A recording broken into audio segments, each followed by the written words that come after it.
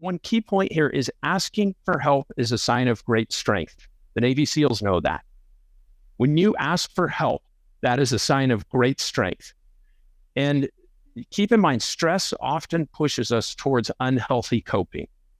When we're stressed, our reserves tend to go down, right? Our critical thinking skills tend to be diminished.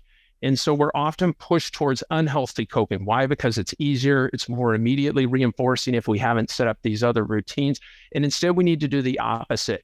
When we're under a lot of stress, when we need help, we need to lean into our healthy coping. So I could go on and on and on here, but those are some key points. Just to chime in one more thing, it made me think, I talked about being default aggressive.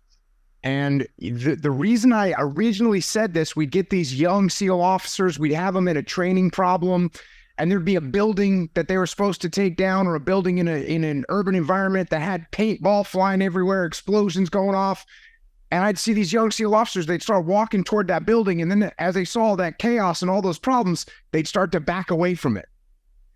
And I'd go up to them and I'd put my hand gently into their body armor and start to move them toward the problem. And I'd say, hey, that problem in that building is not going to solve itself. It's not going to go away. You have to go deal with it.